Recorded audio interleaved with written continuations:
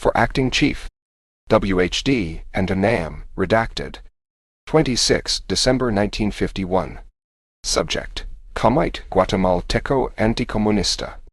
Discussing one Julio Sandoval, who was Secretary General of the Anti-Communist Group, this document states, one Julio Sandoval has been introduced as secretary to Señor Ydigoras Fuentes, but no mention of the Comite was made, nor is anything known of this organization.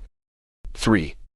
Ydigoras Fuentes has stated that he is actively engaged in propagating anti-communist propaganda in Guatemala and Guatemala.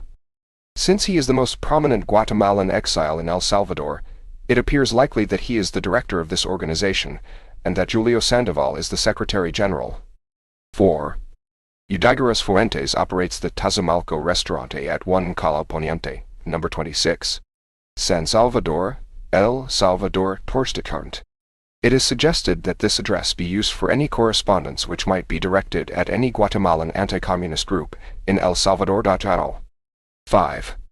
This name, redacted, is seeking a means to penetrate this group or organization. The addressee stations will be kept informed of our progress and of all information obtained from our present, but informal, contact with Ydigoras Fuentes. 17 November 1951. Subject: Guatemalan Anti-Communist Movement. Now, on or about 5 November 1951. President Arbenz was handed a petition which requested that Arbenz oust the Communist Party and expel all foreign communists in the country.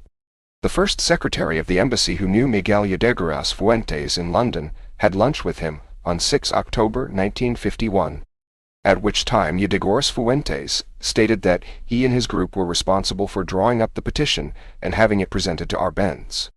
2. On Demi, Ydigoras Fuentes stated that he and his group were not opposed to Arbenz and his government, as stated in the petition, but that they were opposed to communist influence in the government. Ydigoras Fuentes added that they were trying to divorce the anti-communist movement in Guatemala from any capitalist influence and were appealing to the middle and lower classes, from which the petition did appear to originate. 17 April 1953. Justo Rufián reported on 15 April 1952 that Luis Coronado Lira told Francisco Alvarado, newspaper reporter for Diario Latino, on 9 April, that John J. Colligers had been secretly living with name redacted for a few days. Alvarado was not told of this for fear that he might indirectly publish the information, which would, according to Coronado, bring reprisals upon Colligers by his political enemies, which are numerous in El Salvador. When Alvarado protested, Coronado stated that he would attempt to arrange an interview for Alvarado with Colligers. The interview did not take place. 1 October 1951 refers to WH Field Notice number 851. Mentions that attached are 5 articles written by Luis Coronado Lira, on whom headquarters has a great deal of information. The Diario Latino in which these articles appeared is violently anti-Soviet and publishes a great deal of United States Information Service releases. 2 February 1951. Source: Judicator Tot Dwight. Evaluation B1. On 25 January, General Ydigoras Fuentes, exiled Guatemalan political figure, was advised by the Salvadoran government that he would have to leave the country within 24 hours. He was provided with documents that permitted travel to either Guatemala or Honduras. On the following day, he petitioned the Supreme Court for a reversal of President Osorio's decision to force him to leave, and the court decided in his favor. This Ydigoras is still in San Salvador awaiting the next development in his case. 28 March 1951. Guatemalan General Ydigoras Fuentes has been successful in obtaining permission from the government of El Salvador to remain in this country for an indefinite period. His actions are being closely watched by the local authorities, with particular interest being shown in his contacts with Luis Coronado Lira, the Guatemalan exiled with a long record of revolutionary activity. When Ydigoras was planning his trip to the United States, his itinerary included visits with a niece in Poplarville, Alabama, her name redacted in Crabacres, Maryland, and a stay at the Savoy Plaza Hotel in New York City. 18 June 1951. Subject: name redacted. The information forwarded in this name redacted was obtained from embassy consular files, and a re-examination fails to disclose any additional data on a name redacted. Ydigoras Fuentes is expected to make another visit to the consulate in the very near future. And at that time, an attempt will be made to elicit more information on his friend, a name redacted. 7 June, 1951. No source or evaluation. The Guatemalan exile, General Ydigoras Fuentes, has entered the business life of San Salvador through the purchase of a delicatessen. It is reported also that he is negotiating for the purchase of La Campana, a prosperous food and drink emporium. 22 May 1952. The following is from the operational cover sheet of this dispatch, which had an attachment of 9 pages long, which was briefed and disseminated in Shenim redacted, with the following operational part deleted. Subject: José Luis Mendoza, Guatemalan delegate to the United Nations on the Belize problem. Source: Jugation. Evaluation: B2. Attached is a report of a conversation held between Jugation and José Luis Mendoza, Chief of International Matters, Treaties and Conventions in the Guatemalan Foreign Office. This report may be of interest to both headquarters and to the name redacted, though it reflects opinions and thoughts rather than details.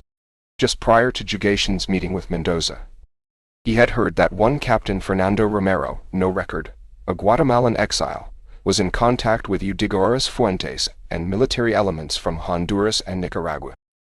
These persons were reported to have a cache of arms in either Santa Ana or near the Gulf of Fonseca. Strongly doubted. Jugation's source of this information is unknown, at least unnamed, but Jugation believes him to be an agent of Colonel Oscar Bolanos, Minister of Defense for El Salvador Tartar. Jugation stated, however, that neither Bolanos nor the government was persecuting Ydigoras Fuentes and Luis Coronado Lira. Jugation told the information in paragraph 3 to Mendoza, who said, not in attachment, that the Guatemalan government knew all about Castillo Armas, Ydigoras Fuentes and Coronado, but that their maneuvers were foolish, and that Arbenz had nothing to fear from them. 21 November, 1952. Subject: Surveillance of motor vehicles on the Guatemalan frontier. Jugation 1 gives a detailed survey and talking to a name redacted. Name redacted was driving a bus in El Salvador, and on one trip, Jugation talked with him about conditions in Guatemala. He said that, in Guatemala, there is hope that a revolution will trump legacy by an anti-communist, General Ydigoras Fuentes. The driver claimed that he knows Ydigoras well, and visits him frequently at his home in Las Plains, de Renderos of San Salvador, Dari. Name redacted.